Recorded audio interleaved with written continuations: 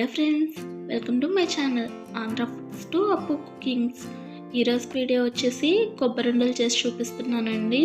ఈ కార్తీక మాసంలో దేవుని దగ్గర ఎక్కువగా కొబ్బరికాయలు కొడుతూ ఉంటారు కదా, పచ్చి కొబ్బరి ఎక్కువగా మిగిలిపోతూ ఉంటుంది. అలాంటప్పుడు కొబ్బరితో ఇలా కొబ్బరిండలు చేసి పెట్టండి. టేస్ట్ చాలా బాగుంటుంది. ఎక్కువ టైం కూడా పట్టదండి కొబ్బరిండలు చేయడానికి. జ్యూసీగా చాలా అంటే చాలా బాగుంటాయి.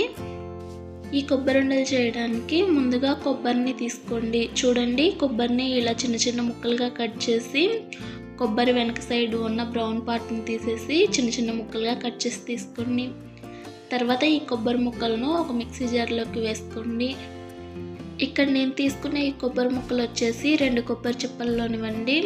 అంటే పెద్ద సైజు కొబ్బరి చిప్పలు 2 చిప్పల్లోనివి. మనకి ఇలా కొలత ఏం కాదు, కొబ్బరి తురుము పట్టుకున్న తర్వాత ఆ కొలత వస్తుంది ఎన్ని కప్పులు వేయాలి అనేది. ఇక్కడ నేను పెద్ద కొబ్బరి చిప్పలను 2 అయితే తీసుకున్నాను. తర్వాత మిక్సీ జార్ మూత పెట్టేసి ఈ కొబ్బరిని మెత్తగా గ్రైండ్ చేసి తీసుకోండి. చూడండి, ఇక్కడ నేను చూపిస్తున్నాను కదా, ఈ విధంగా మెత్తగా గ్రైండ్ చేసి తీసుకోండి. మీకు కనిపిస్తుంది కదా, ఇలా గ్రైండ్ చేసుకున్నా కానీ మనం తురుము పట్టినట్టే ఉంటుందండి. అందరి దగ్గర తురుము పట్టేది ఉండదు కదా. తర్వాత స్టవ్ పైన ఒక కడాయిని పెట్టుకొని అందులోకి 1.5 కప్పు వరకు బెల్లం తురుమును వేసుకోండి.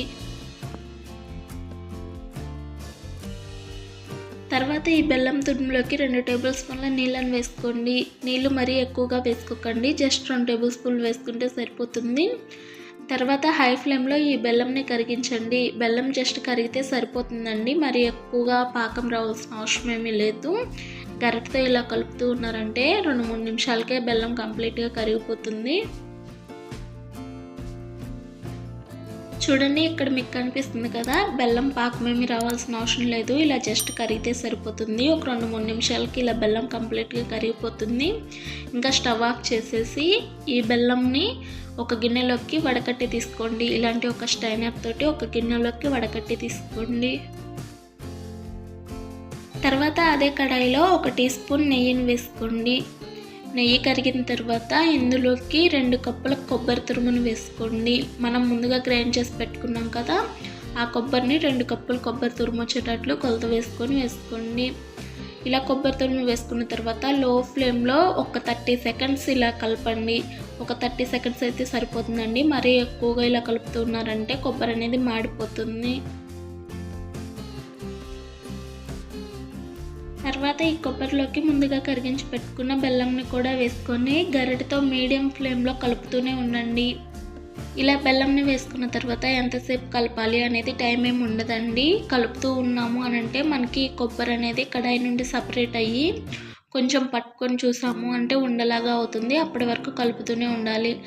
నాకైతే ఈ కొబ్బరి దగ్గర పడడానికి 5 నుండి 6 నిమిషాలు టైం పట్టింది. ఇలా కంటిన్యూస్గా గరిటెతో కలుపుతూనే ఉండాలండి. కలపటం ఆపేశారు అని అంటే అడుగంటుతుంది. కొబ్బరి కదా, వెంటనే మాడిపోతుంది. మీకు అర్థమైంది కదా, 2 కప్పుల కొబ్బరి తురుముకి 1.5 కప్పు బెల్లం తురుము కరెక్ట్గా సరిపోతుందండి. ఎప్పుడు చేసినా కానీ ఇదే కొలతతో చేయండి, కొబ్బరి ఉండలు పర్ఫెక్ట్గా వస్తాయి. చూడండి, ఒక 3-4 నిమిషాల తర్వాత కొబ్బరి ఇలా దగ్గర పడుతుంది.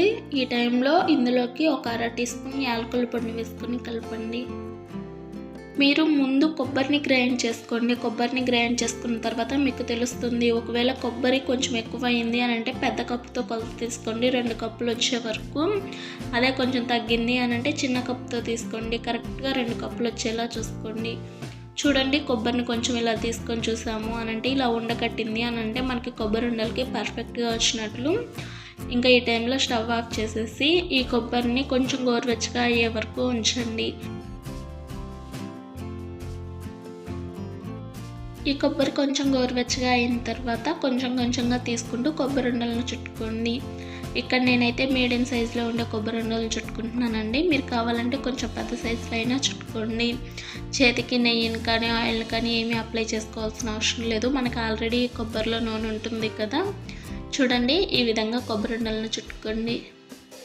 అంతేనండి, చూసారు కదా ఎంత సింపుల్గా కొబ్బరి ఉండలు చేసుకోవచ్చో. ఈ కార్తీక మాసంలో దేవుని దగ్గర కొబ్బరికాయలు కొడుతూనే ఉంటారు, పచ్చి కొబ్బరి మిగులుతూనే ఉంటుంది.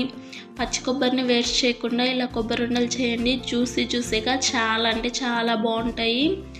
మీకు కనుక ఈ వీడియో నచ్చితే ఒక లైక్ చేయండి. అలాగే మీ ఫ్రెండ్స్కి రిలేటివ్స్కి షేర్ చేయండి. నా ఛానల్ ఎవరైనా కొత్తగా చూస్తున్నట్లయితే సబ్స్క్రైబ్ చేసుకొని పక్కనే ఉన్న బెల్ ఐకాన్ని యాక్టివేట్ చేసుకోండి. చూడండి కొబ్బరి ఉండలు ఎంత బాగున్నాయో, సాఫ్ట్గా జ్యూసీగా. మీకు అస్సలు చేత కాకపోయినా కానీ ఈ కొలతలతో ఒకసారి ట్రై చేయండి, మీకు పర్ఫెక్ట్గా కుదురుతాయి.